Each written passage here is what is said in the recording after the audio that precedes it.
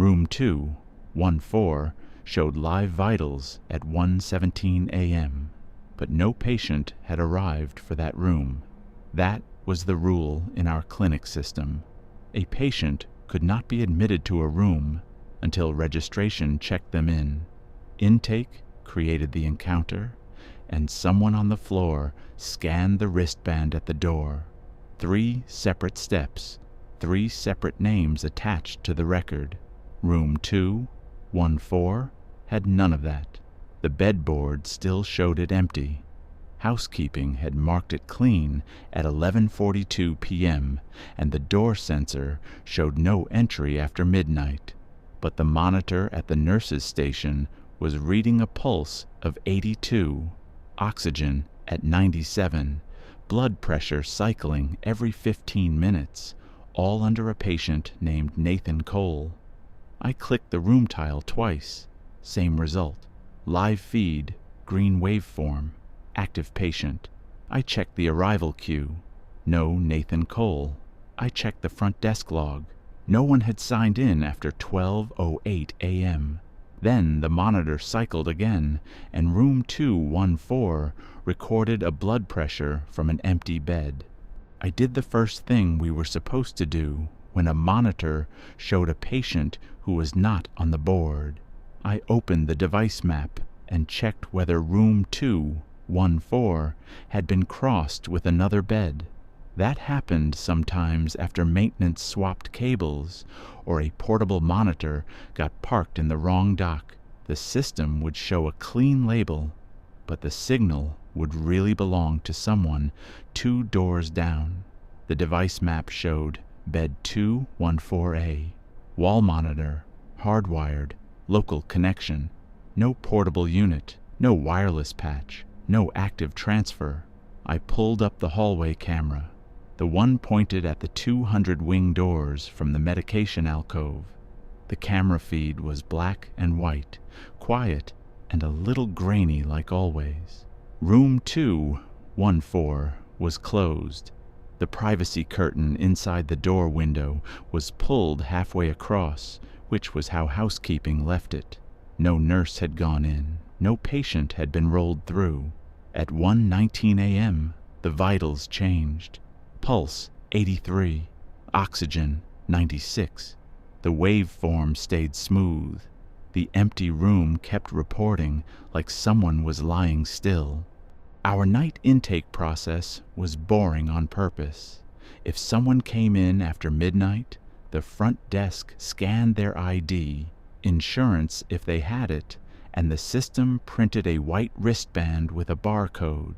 If they skipped registration because they came through urgent care, the triage nurse still had to create a temporary encounter. There was no path where a name could appear on a room monitor by itself. I searched Nathan Cole by last name. Nothing active. I searched archived patients. One result came up. Nathan Cole, date of birth, August 9th, 1978. Discharged from our clinic network 11 months earlier after a minor cardiac observation. That record was closed. I checked the audit trail. At 1:14 a.m., a new encounter had been created for Nathan Cole. Location, room 214. Status, admitted. Created by system process, not front desk, not triage, not me. The entry had no workstation number. It had no employee ID. It only said internal synchronization. Then room 214 started a new blood pressure cycle. I stood up from the monitor desk and looked down the 200 wing before I called anyone. That hallway always had a little machine noise at night. Ice maker, air handler, medication fridge. The soft buzz from the exit sign. Room 214 was the third door on the right past the linen cart. The door was closed, and the small status light above the handle was dark, which meant nobody had badged in. I took the spare tablet from the charger and walked to the doorway. The tablet showed the same thing as the nurse's station.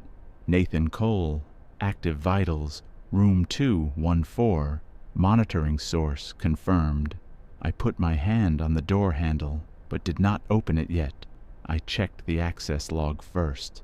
The last badge entry for 214 was Lena from housekeeping at 11:42 p.m. Exit at 11:49 p.m. No nurse, no tech, no patient transport. Then the tablet updated while I was standing there. New note pending. Respiratory check due at 1:30 a.m. No one had assigned that task. The room was still empty on the board. I opened the door far enough for the hallway light to cut across the floor. Room 214 looked exactly like a clean room after turnover. Bed raised to standard height, pillow centered, blanket folded tight across the foot, trash liner fresh, suction canister empty, monitor screen mounted above the bed, dark except for the standby light. There was no one in the bed. I stepped inside and let the door ease shut behind me. The tablet in my hand kept showing a live pulse, 84 now. The wall monitor above the empty bed stayed asleep. That mattered, because if the room monitor was really producing the feed, the screen should have matched the station. I tapped the wall monitor awake. It asked for patient confirmation. No patient assigned locally. I scanned the room barcode beside the head wall. The tablet beeped and refreshed. Patient location confirmed. Nathan Cole, room 214. The bed scale activated under the empty mattress and posted a weight, 178.4 pounds. I backed out of the room and closed the door the same way I had found it. Then I checked the bed scale history from the hallway. It had recorded 0 pounds after housekeeping. Reset the bed at 11:48 p.m. It recorded 0 again during the automatic midnight equipment check. At 1:21 a.m., while I was inside the room, it recorded 178.4 pounds. I had not touched the bed. I had not leaned on it. I had stayed near the footrail with the tablet in my hand. I called the charge nurse, Marisol, from the desk phone because she was in the supply room counting controlled meds, and her cell never got service back there. I told her room 214 had an active monitor feed with no patient in the room. I kept it plain. She asked if it was a device crossover. I said the room barcode confirmed it. She said she was coming. Before she got there, the system added an intake checklist. Fall risk, moderate. Cardiac monitoring, yes. Allergies, unknown. Diet, NPO. All of it appeared under Nathan Cole with a time of 1:12 a.m.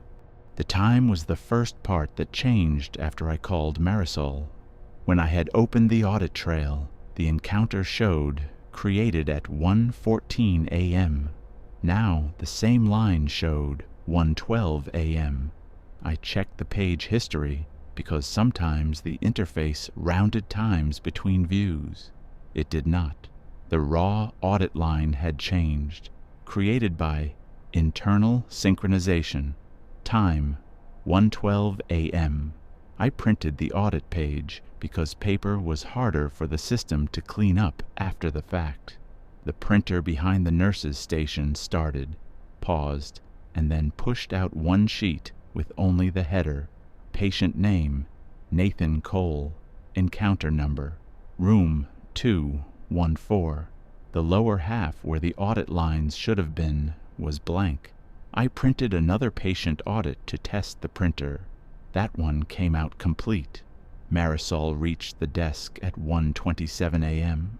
I showed her the monitor, the empty room camera, the blank printout, and the live vitals. She did not say much.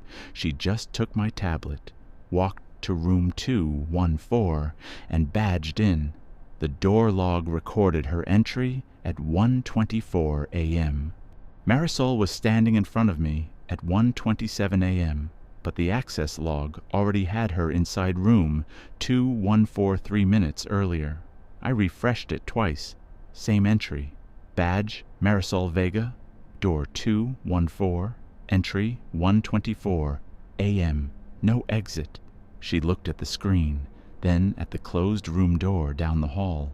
Her badge was clipped to her chest. I could see it from where I was standing. It had not been near that reader before she walked past me. She told me to pull the camera back to 1:24 a.m. I did. The hallway feed showed nobody at the door. The linen cart was still parked in the same place. The door stayed closed. No badge light, no movement. At 1:30 a.m., the respiratory check task turned red. Overdue. At the same second, the room monitor at the nurse's station dropped oxygen from 96 to 91. The waveform continued. The system posted a reminder under my name. Assess patient in room 214. Marisol told me to stay at the desk and document every change manually. She went to room 214 with a pulse ox, a stethoscope, and one of the old paper downtime forms from the drawer. I watched her badge in for real at 1:32 a.m. The door light flashed green. The access log did not add a new entry. It still only showed her entering at 1:24 a.m. She opened the door, looked in, then stepped all the way inside. The station monitor changed before she came back out.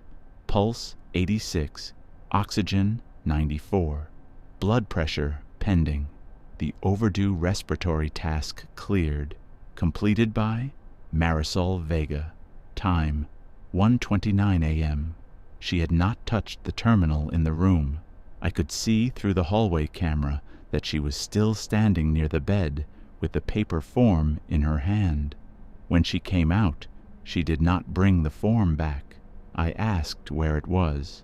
She looked at her empty hand, then looked back through the door window. The form was lying flat on the center of the empty bed. We went back in together. I stayed behind Marisol and kept the tablet angled toward the bed so the camera on it could record. The paper form was on the blanket, lined up straight, like someone had placed it there carefully. Marisol said she had kept it in her left hand the whole time. The pen was still clipped to her scrub pocket. The form had one line filled in. Patient found resting. No visible distress. Continue monitoring. The handwriting looked like block letters, careful and slow. It was not Marisol's. It was not mine. I checked the wall monitor again. It still said no patient assigned locally. The station monitor outside still showed Nathan Cole connected to 214. The bed scale still showed 178.4 pounds. The room camera showed Marisol and me standing beside an empty bed with a paper form on it. At 1:36 a.m., the system added a new order: do not transfer patient. The ordering provider field was blank. At 1:38 a.m., the system added a second instruction under the same encounter: confirm identity before any medication, and it assigned the task to me even though I was still standing in the doorway of room 214. The bed was empty. The paper form was still on the blanket, and the bed scale still showed 178.4 pounds without any shift. I stepped back into the hallway and checked the master patient list again. Nathan Cole was now at the top. Status admitted. Location 214. Acuity stable. The front desk log still showed no arrivals after 12:08 a.m. I refreshed both screens at the same time. The patient list updated its timestamp to 1:35 a.m., while the front desk log stayed unchanged. Then the monitor posted a new blood pressure, 128/76, time 1:33 a.m., earlier than the order that had just been placed.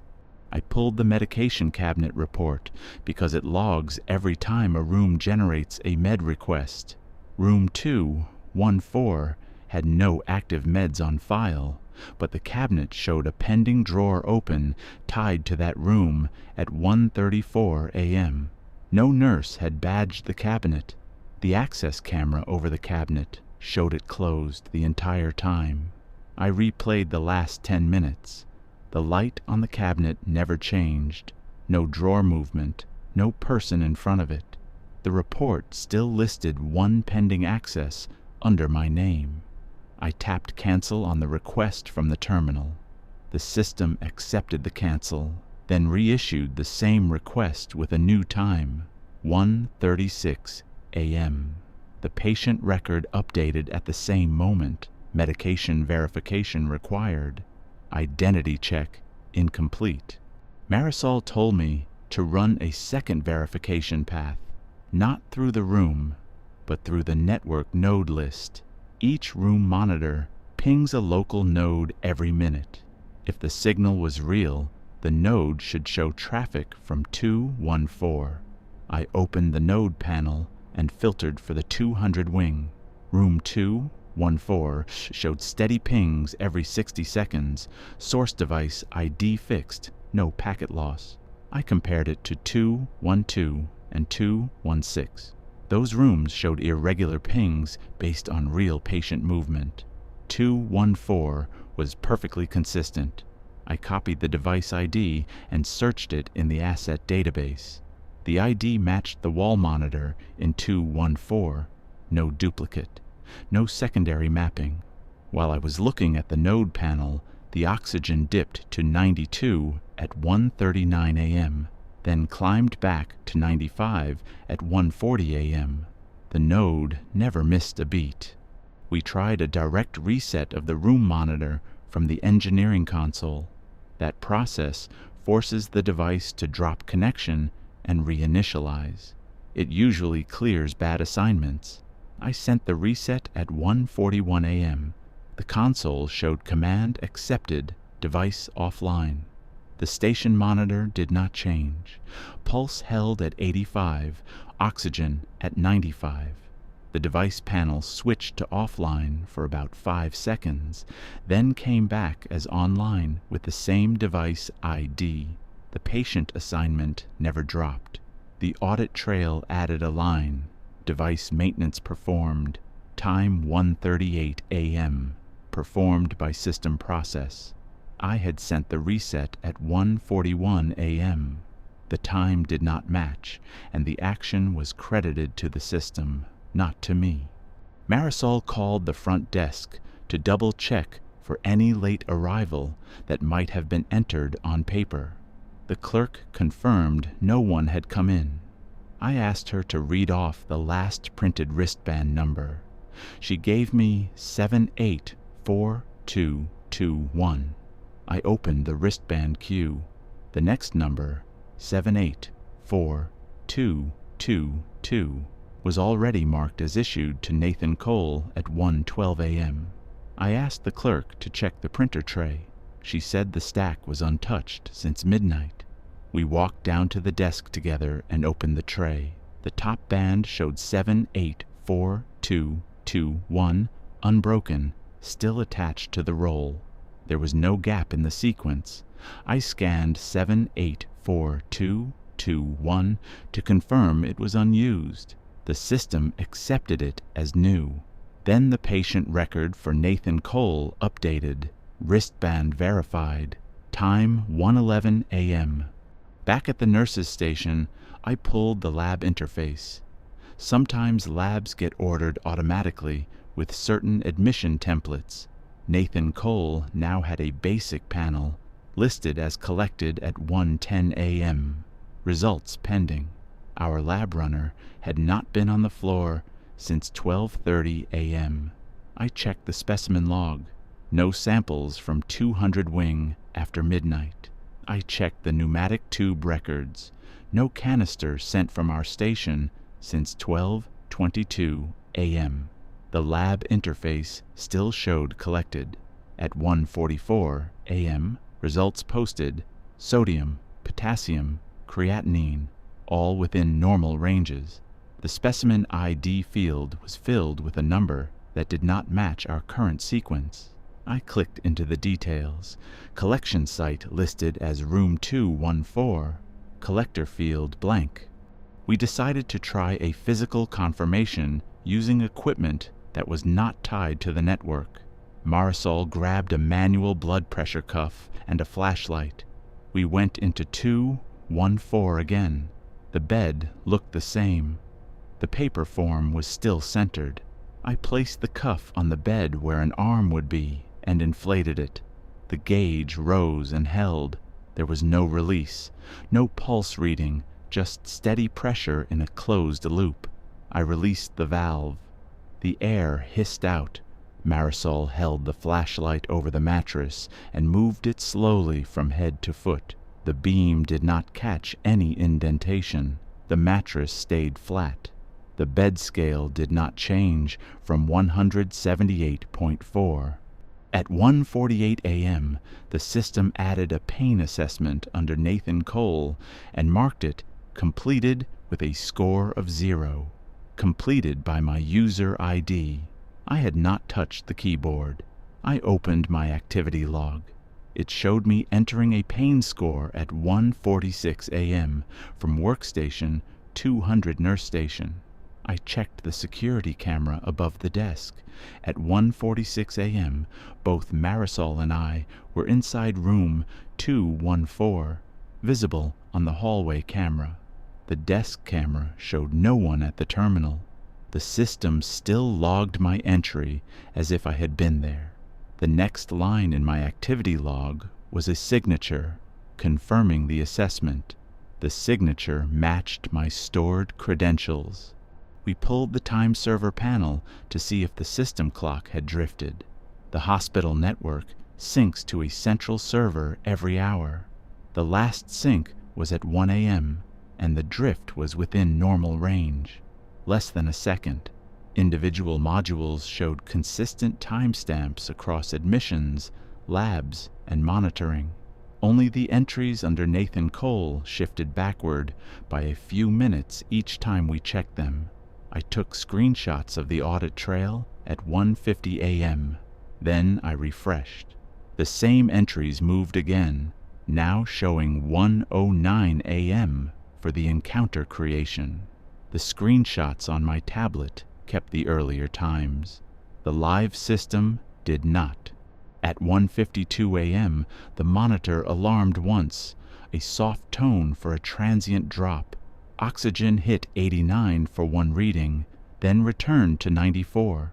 The system created a note, episode resolved, continue monitoring, and assigned it to Marisol with a time of 1:47 a.m.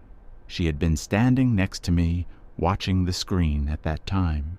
The room camera still showed an empty bed. The bed scale still showed 178.4 pounds.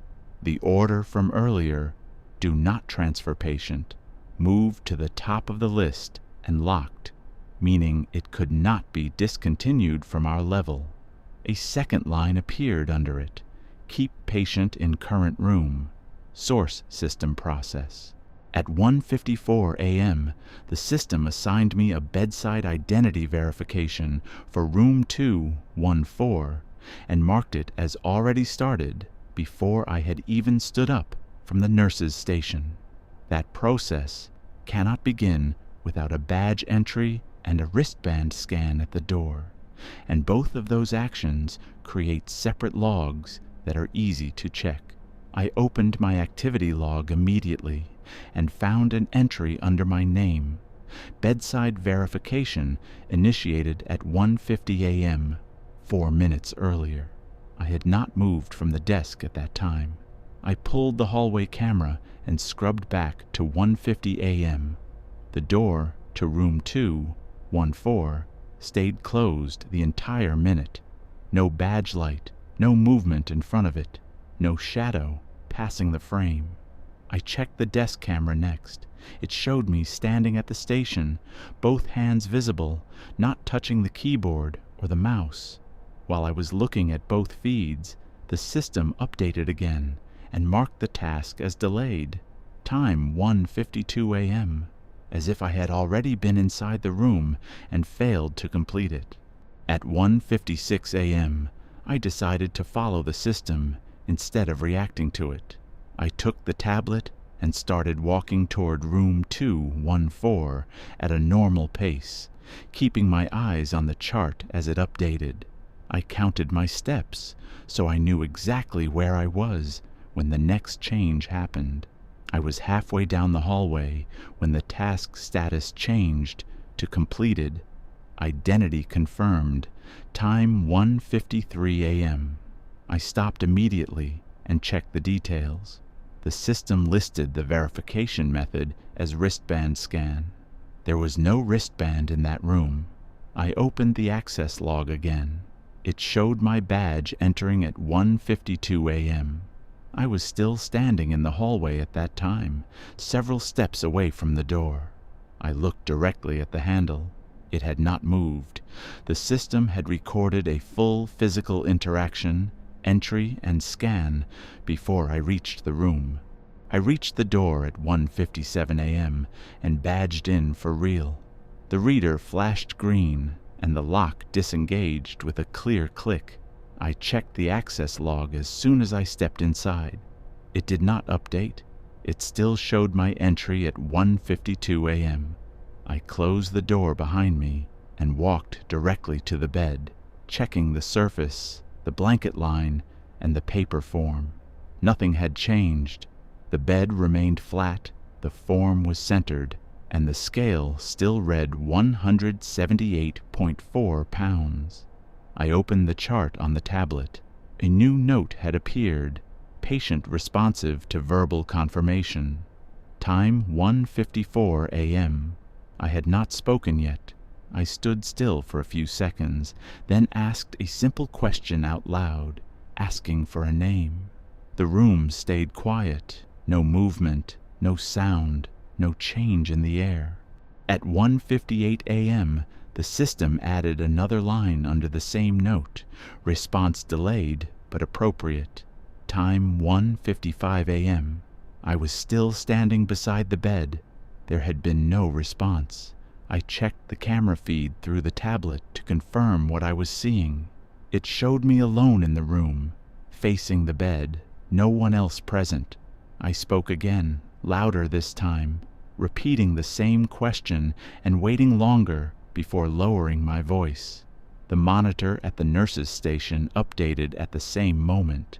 Pulse increased briefly, then returned to baseline. I checked the chart again. A new entry appeared. Patient responded after second prompt. Time 1:56 a.m. The system was recording a response that did not exist and placing it earlier than the moment I spoke. At 2 a.m., I stepped back into the hallway and left the door open so I could see both the room and the nurse's station at the same time.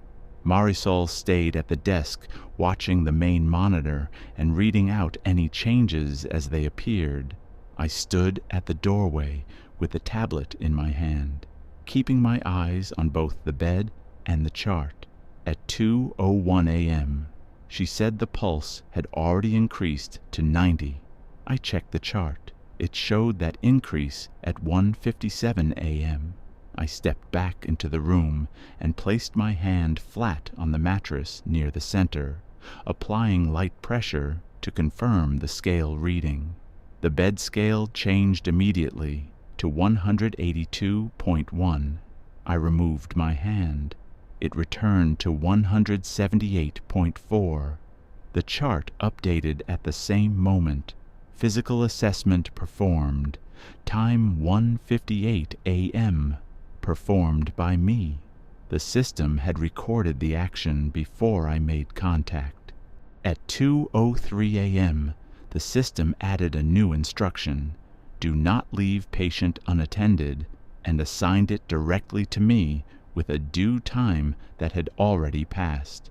I was standing in the doorway between the room and the hallway when it appeared, not moving, not interacting with anything. I decided to test it in a controlled way. I stepped fully into the hallway and stopped there, making sure both the desk camera and the hallway camera had a clear view of me outside the room. I did not look at the tablet for a few seconds. When I checked it again, the chart had already updated: patient left unattended, event recorded, time 1:59 a.m. I stepped back into the room immediately.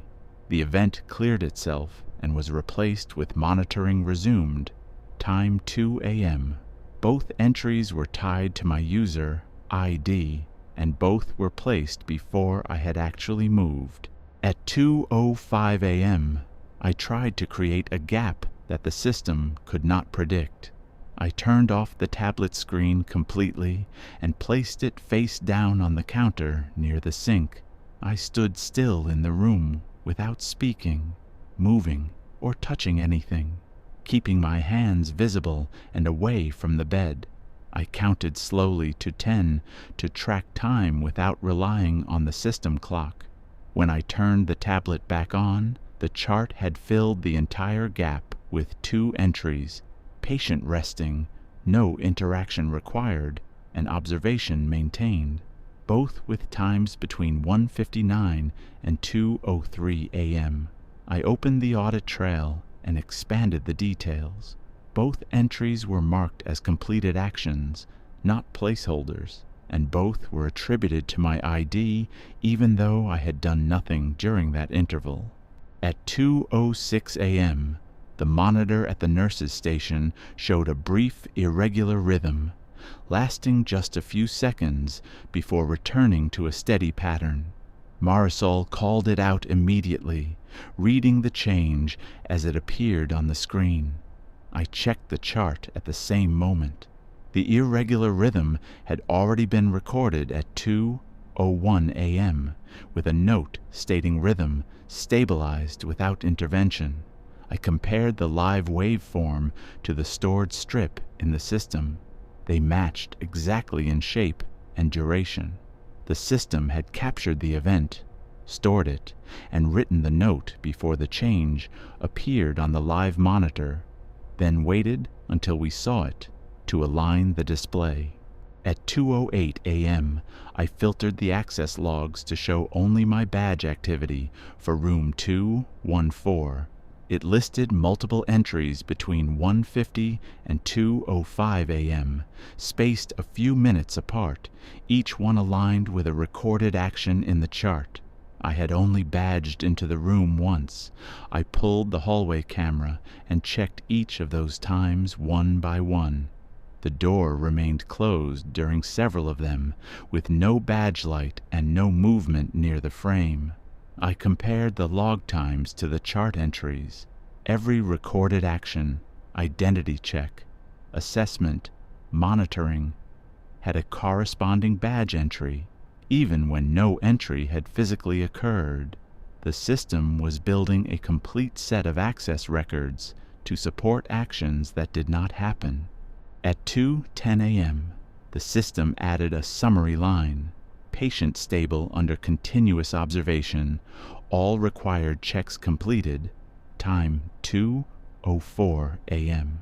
I was standing at the nurse's station reading it when it appeared. I checked the room again from the doorway. The bed remained empty, the paper form had not moved, and the scale still read 178.4 pounds. I opened the audit trail and compared it to the notes I had written on paper throughout the shift. Every action I had taken was present in the system, but each one had been placed earlier in the timeline than when it actually happened. The system was not reacting to my actions. It was constructing a sequence first, and then fitting my actions into that sequence after the fact. At 2:12 a.m., I decided to stop following the system timeline and do something it could not anticipate. I left the chart open on the desk and walked straight to the medication cabinet without opening any tasks or acknowledging any prompts. Normally, medication access requires an active order, a scan, and confirmation at the bedside. I did none of that. As I reached the cabinet, a new task appeared for room 214. Medication administration required. Due time already passed. I stopped before touching the cabinet and checked the chart. The task was already marked as overdue at 2:06 a.m. I opened the cabinet and pulled the drawer assigned to that room. The bin was empty, exactly like before. I scanned the bin tag to confirm inventory. The system showed 1 unit available. I closed the drawer without taking anything. Within seconds, the chart updated, medication removed, time 2:07 a.m., tied to my ID, even though my hands had not left the edge of the drawer. At 2:14 a.m., I walked back to room 214 without interacting with the chart. I kept the tablet screen on, but did not touch it, holding it at my side so I could see updates without triggering anything. As I approached the door, the system added a delay warning. Medication administration pending. Time 2:08 a.m. I stopped before badging in. The chart updated again. Medication administered.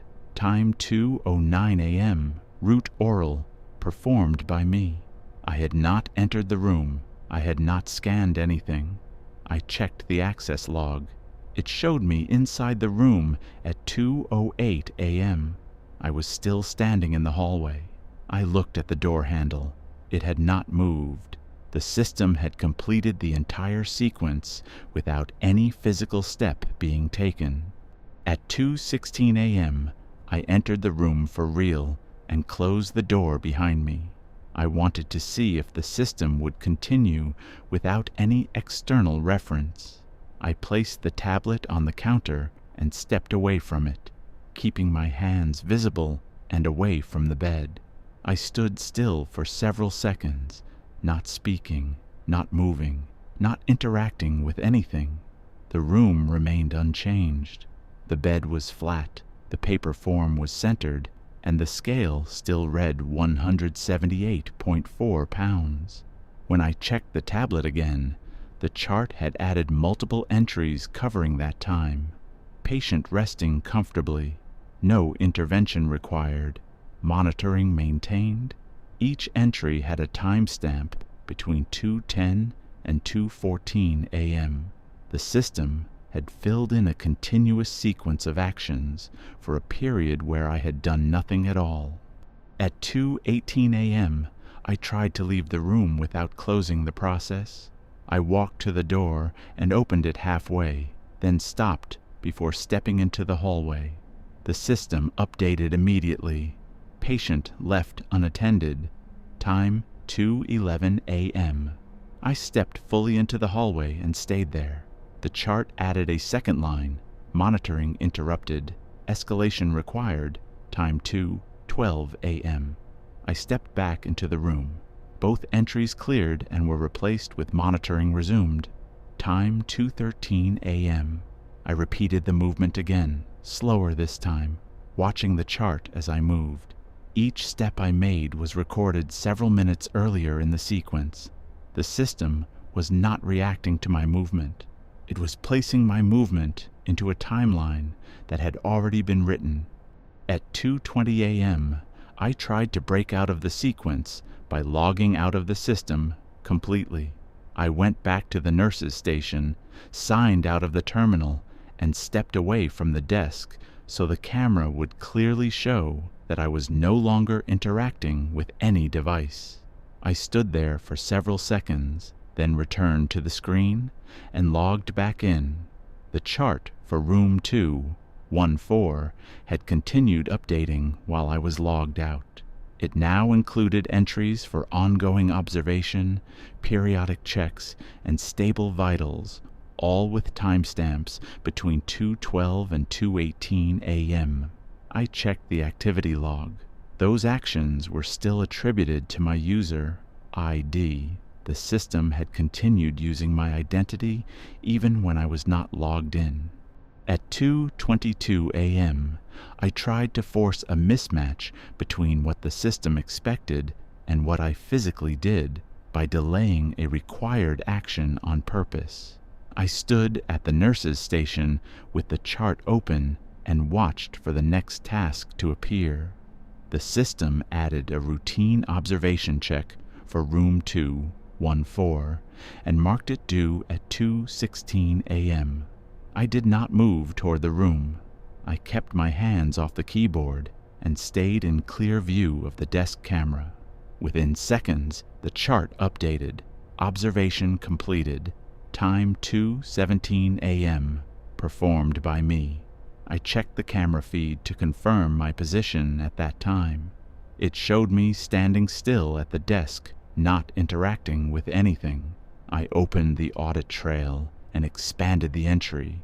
It listed a full sequence, access, assessment, and confirmation, all tied to my ID. The system had completed a multi-step action without any physical input.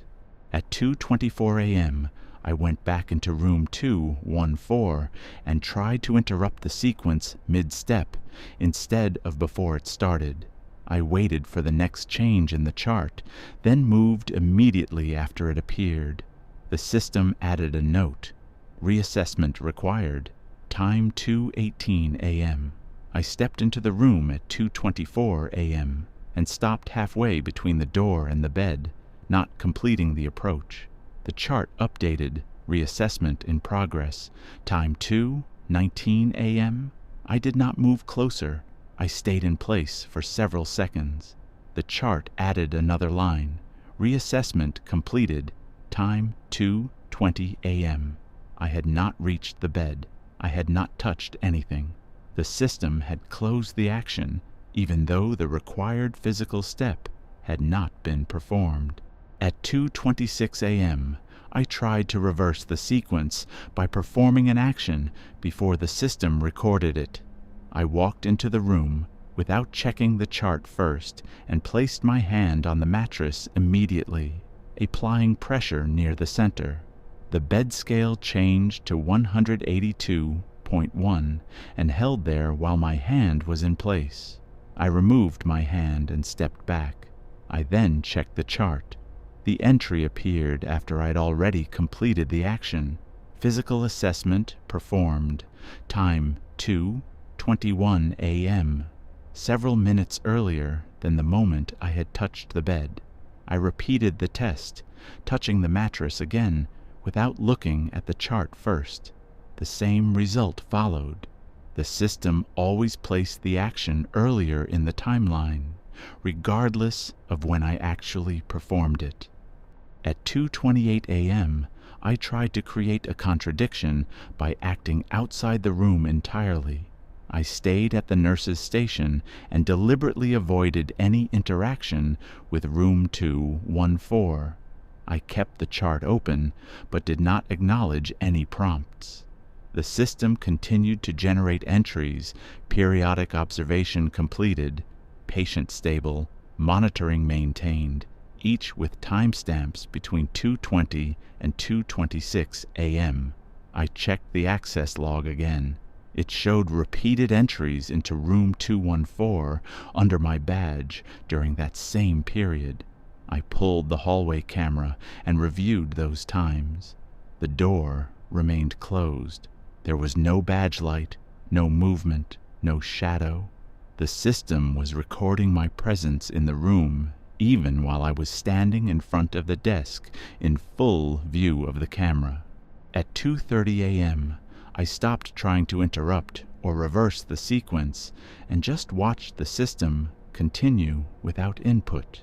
The chart updated in a steady pattern, each entry appearing in real time and then settling backward into the timeline by several minutes.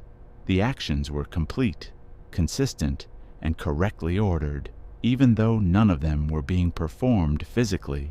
I checked the room one more time from the doorway.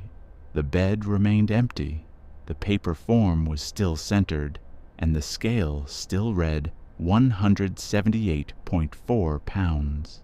I compared the live updates to my written notes. Every action I had taken, and every action I had avoided, was being placed into a sequence that already existed. The system was no longer following what I did. It was finishing something that had already been defined before I acted. At 2:19 a.m., the oxygen dropped to 88 and stayed there long enough to trigger a sustained alarm, not a short fluctuation. Our protocol is simple. Anything under 90 that holds requires a physical bedside check and a documented intervention tied to a user ID. I kept the monitor in front of me and opened the respiratory panel, then pulled the room camera feed next to it so both were visible at the same time. The camera showed the same empty bed, blanket flat, paper form still aligned near the center, nothing moving anywhere in the frame. The respiratory panel showed no oxygen flow, no device connected, no changes to settings.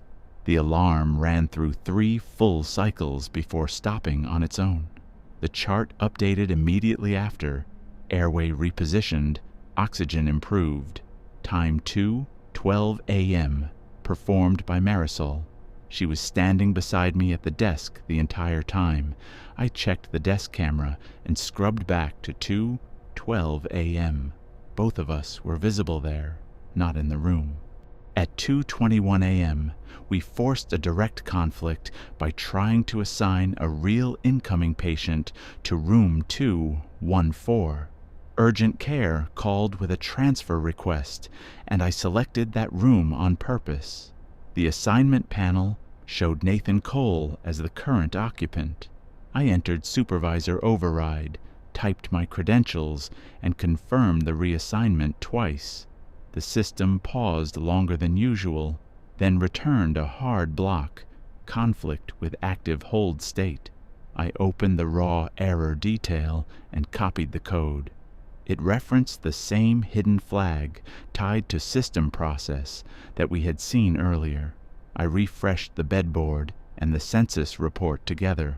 Both showed room 214 as occupied, and the total patient count for the floor remained increased by 1. I tried again from a different workstation. Same result. The system would not release the room under any condition. At 2:23 a.m., the call light panel triggered twice in sequence, not a single flicker, but 2 separate activations with a clear gap between them. The desk console logged both events with earlier times, 2:16 and 2:17 a.m. I went straight into room 214 and left the door open so I could see the desk from inside. I stood next to the head wall and watched the call button closely without touching it. My hand stayed a few inches away so I could see any movement clearly. While I was standing there, the panel at the desk flashed again. Later, the log placed that activation at 2:18 a.m. The button in front of me did not depress at any point, and there was no mechanical sound from it. I pressed it once myself to confirm. That press logged correctly at 2:23 a.m., matching real time.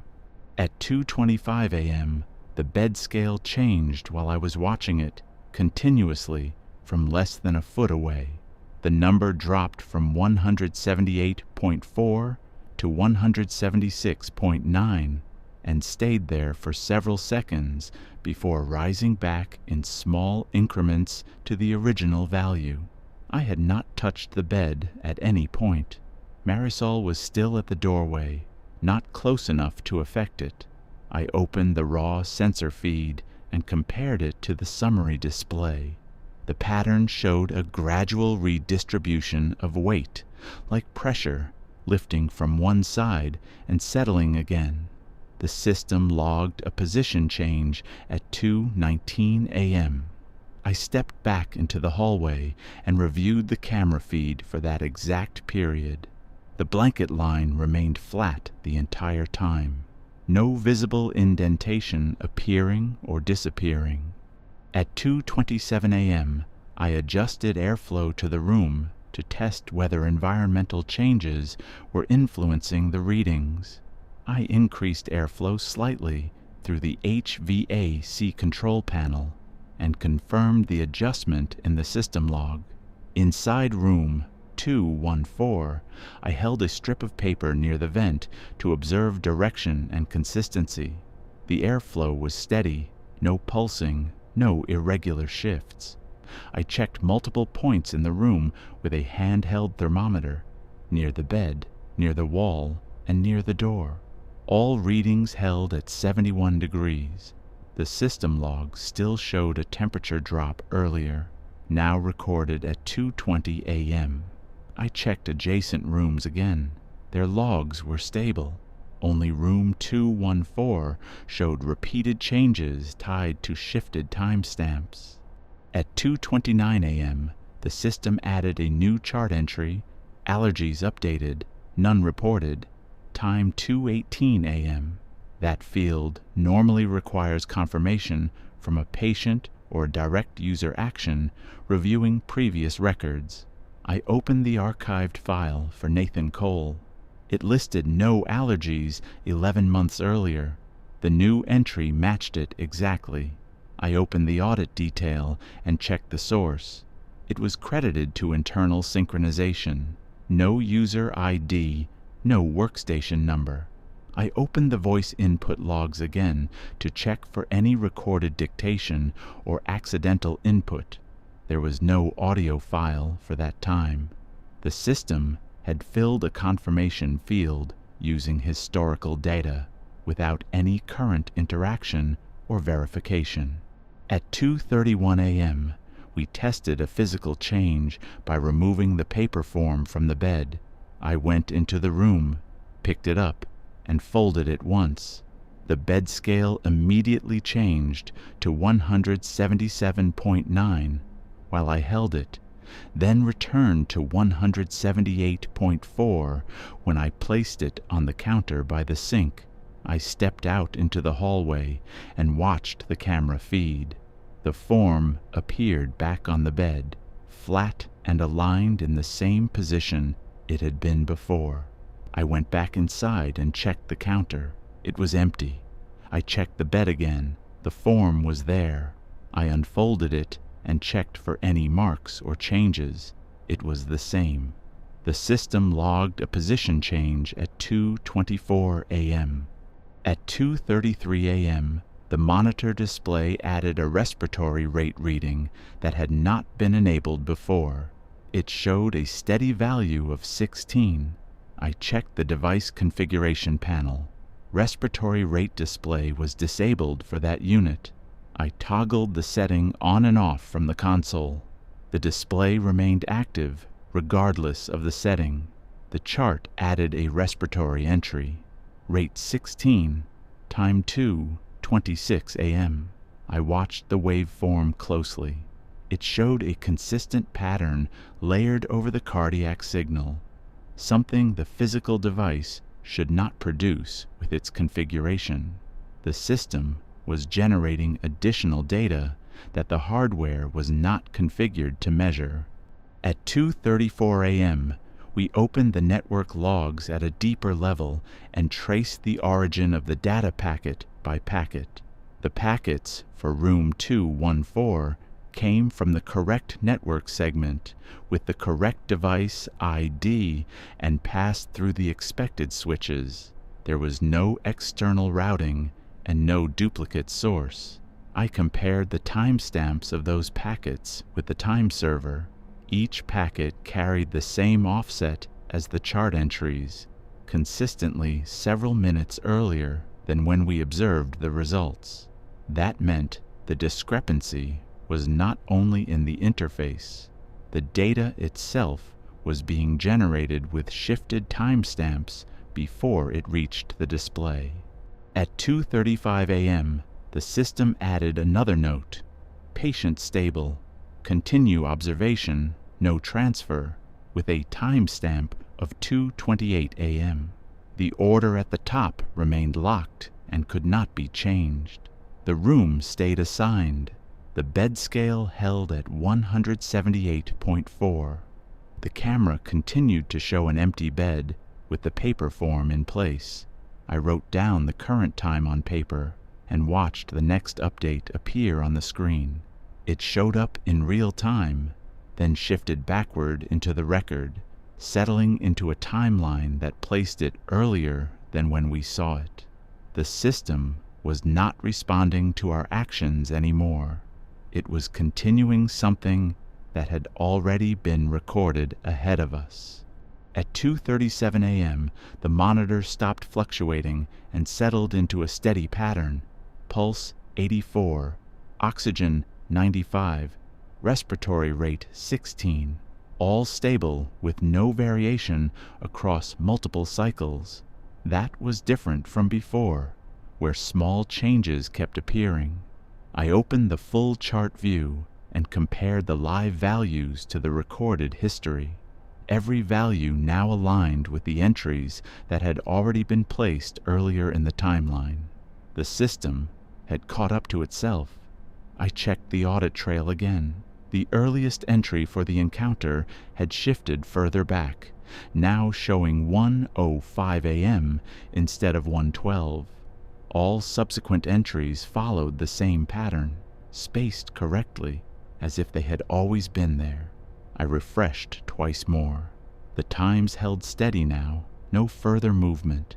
At 2:39 a.m., the bed scale changed again, but this time it did not return to 178.4.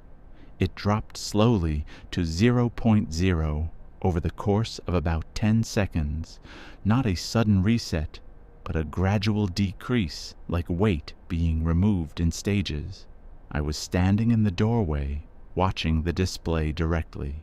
I stepped into the room and checked the mattress with both hands, pressing down at different points. The scale responded to my pressure normally, increasing with contact and returning to 0 when I released it. The system did not log any position change this time. I checked the camera feed. It showed me inside the room, alone, with the bed registering 0 weight for the first time since the encounter had started. At 2:41 a.m., the patient status changed from admitted to observation, complete without any discharge, process being initiated. The chart updated with a final set of vitals, identical to the stable readings on the monitor, and a closing note appeared. Monitoring concluded. No transfer required. Time 2:34 a.m. I opened the order list. The locked order, "Do not transfer patient," was still at the top, but now marked completed. There was no action tied to that change. No user ID, no system process line, visible in the standard view. I opened the raw audit panel. It showed a single entry, hold state released, time 2:30 a.m., source internal. That line had not been there before. At 2:42 a.m., the room monitor at the nurse's station cleared the patient assignment without any input from us.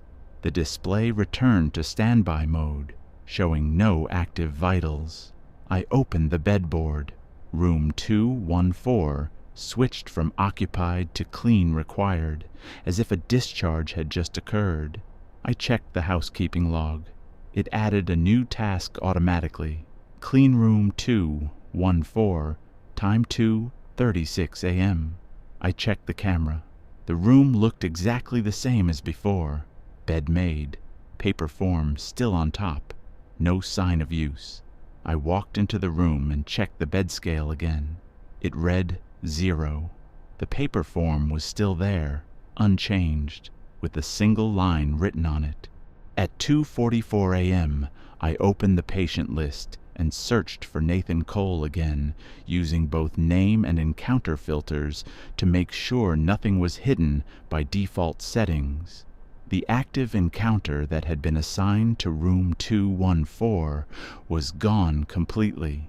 Only the archived record from 11 months earlier remained in the system.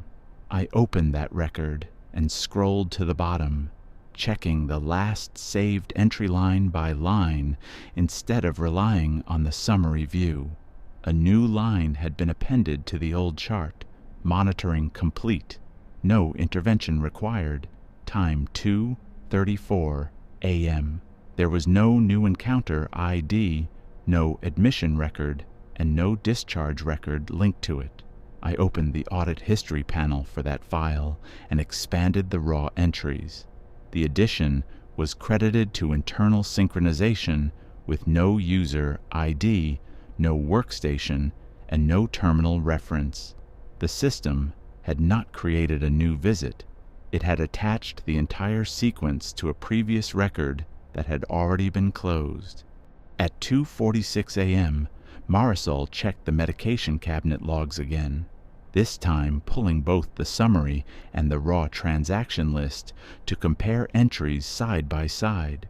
The system still showed that I had removed and administered a dose at 2:02 a.m., even though we had verified the bin was empty at that time.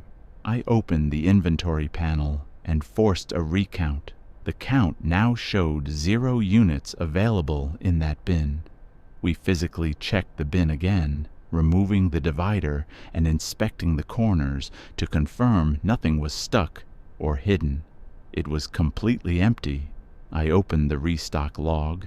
It showed a restock event at 2:38 a.m., adding 1 unit, followed immediately by a removal at 2:39 a.m., both tied to system process. I checked the cabinet camera for that time range. There was no activity, no drawer movement, no person in front of it. The system had adjusted its own inventory without any physical interaction.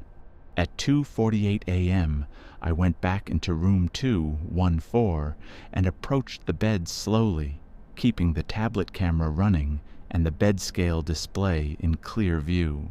I reached down and picked up the paper form again, this time watching the scale carefully for any change. The scale did not move. It stayed at 0 while the form was in my hand. I turned the form over and checked both sides. The back was still blank, no additional marks or pressure impressions visible. I walked toward the doorway and stepped into the hallway while holding the form. The camera feed on the tablet showed the form still in my hand. I looked down at my hand. It was empty. I checked the bed immediately. The form was back in its original position, centered and flat. For a few seconds, the camera feed and what I was seeing did not match. Then the feed corrected itself to show the form on the bed again.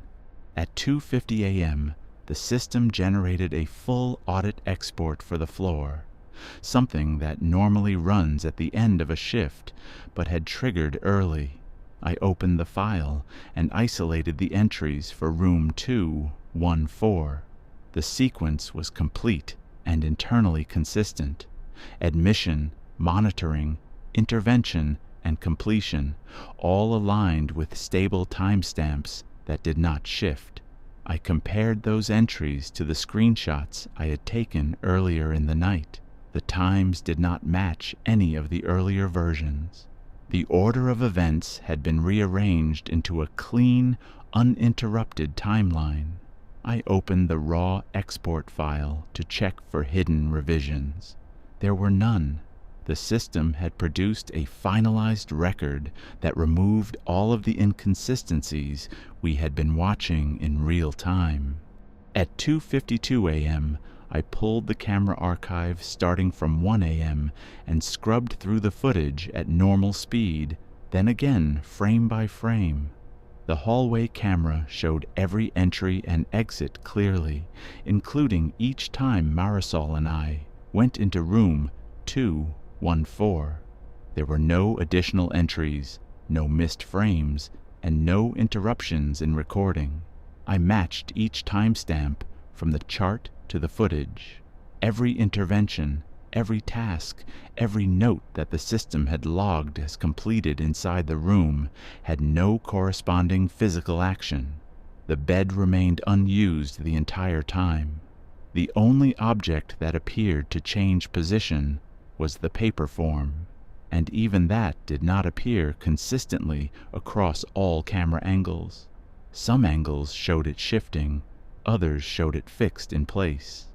At 2:55 a.m., the system stopped generating any new entries related to room 214. The monitor display at the nurse's station remained blank, showing no active patient. The bedboard listed the room as clean required, then updated to ready after housekeeping, logged it at 3:10 a.m. I compared the final audit export to the current system time. For the first time since the sequence began, the times matched exactly with no backward shift.